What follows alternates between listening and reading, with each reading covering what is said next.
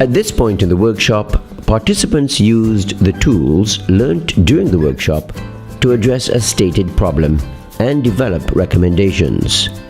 The recommendations were tailored to the particular circumstances and requirements of a chosen country within the CARIFORUM region. Good afternoon.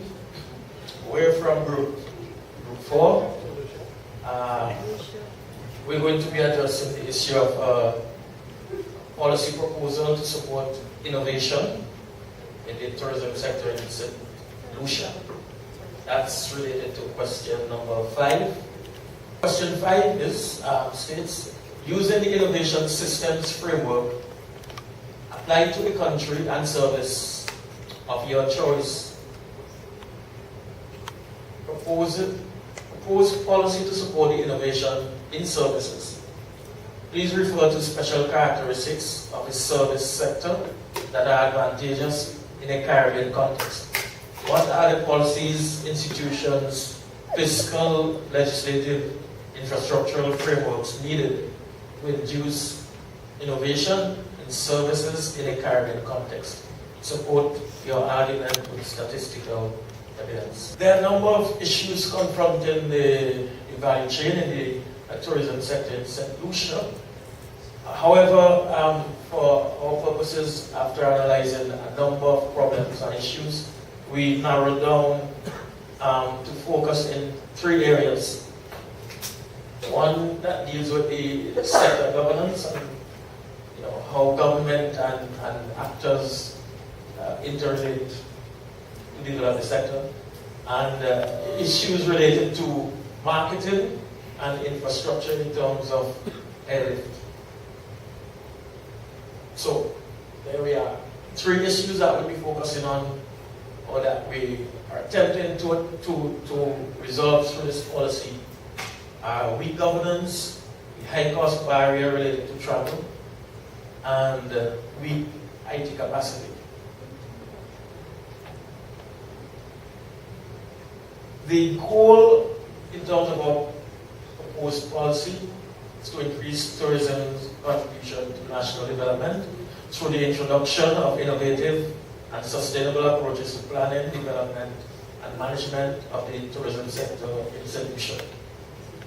The objective is to increase competitiveness of the sector through 3 areas: effective governance in the sector, removal of high-cost barriers, travel, and increase investment in IT capacity. My scope is missing.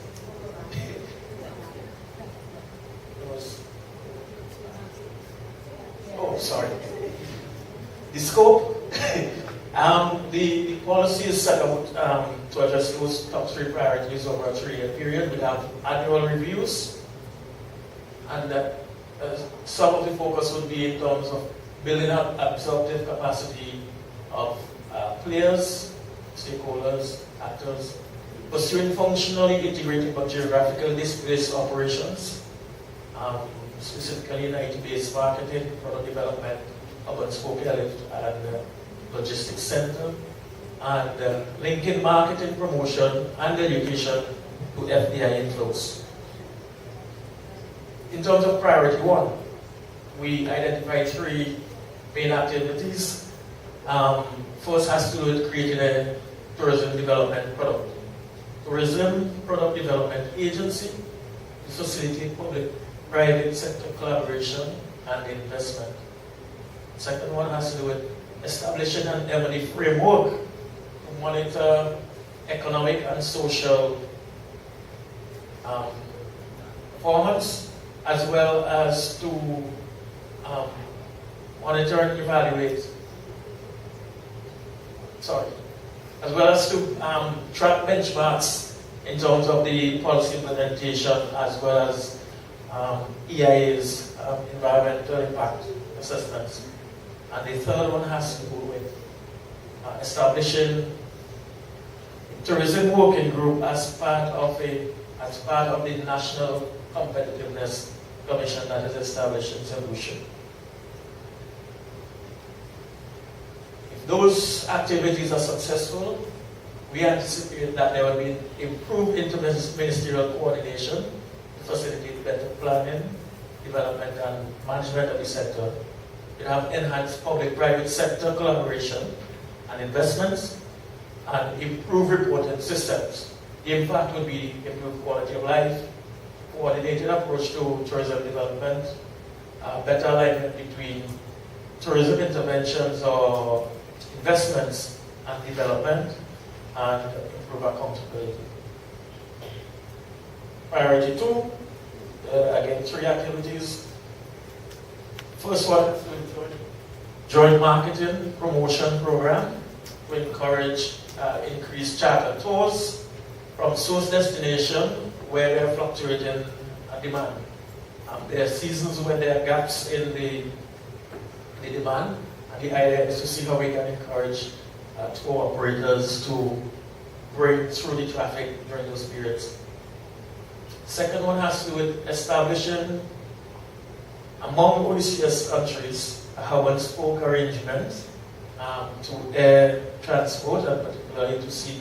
And this would be linked to the joint marketing that I mentioned. And this would be the proposed intervention would be to use the International Airport Solution to achieve this. The third one has to do with joint marketing, as I mentioned, between international hotels, hotel chains, and the tourist board.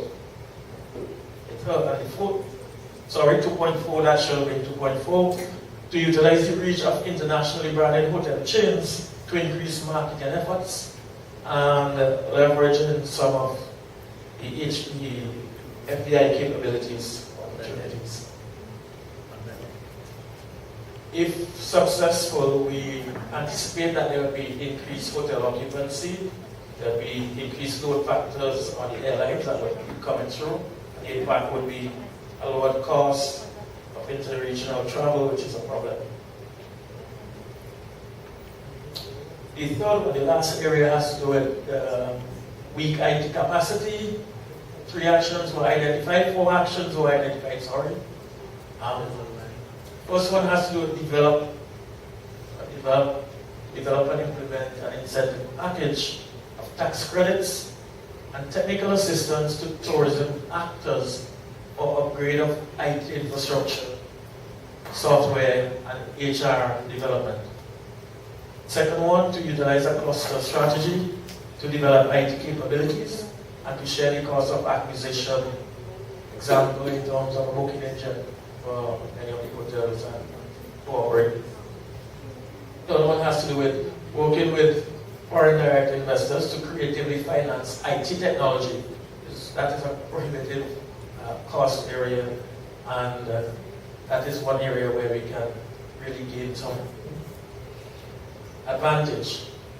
The fourth one has to do with aligning training priorities with high-value jobs resulting from any FDI investments in tourism. Often, a lot of investments are made, but the managers and the chefs and some of the other high-value jobs, we still import them. The idea is to see how we can link the priority to ensure that we have those capabilities nationally. An anticipated outcome: increased bandwidth among tourism actors, increased software, appropriate software use, increased IT capabilities of actors. The impact would be to reduce the cost of marketing, increase tourism promotion, and booking. And this is linked to activity 2 significantly as well. In terms of what are some of the linkages, I just identified, elaborated on a few. First is to develop alliance with international tourism products, to encourage regional airlines to engage in strategic alliance with other international airlines, to encourage OECS governments to allocate a percentage of their tourism promotion budget towards a regional attempt at regional marketing, and to pursue the hub and spoke. The The fourth one has to do with encouraging higher education institutions to hire a wide range of appropriate IT training to tourism actors. Another one, to work with foreign direct investors in the tourism sector to provide IT internship to staff of small institutions, smaller operators. I'll move on. We listed quite a bit of actors, and they fall under the category of government, trade associations, the providers of various services, the airline businesses, etc., civil society, etc. We also included the OECS Secretary, because that is critical if we're going to address regional air travel. We recognize as well that there will be some challenges, and we didn't want to just say that it's easy, move on. Lack of insufficient funding, that's always an issue. A lack of the appropriate political will to approve and implement the strategy, the policy, especially where there's regional, interregional cooperation. Weak coordination among actors and stakeholders, including insufficient HR capacity to lead. We recognize that there's very weak leadership among the private sector, the business enterprises. An absence of continuous monitoring and evaluation is also something, as Dr. Nurse mentioned a bit earlier.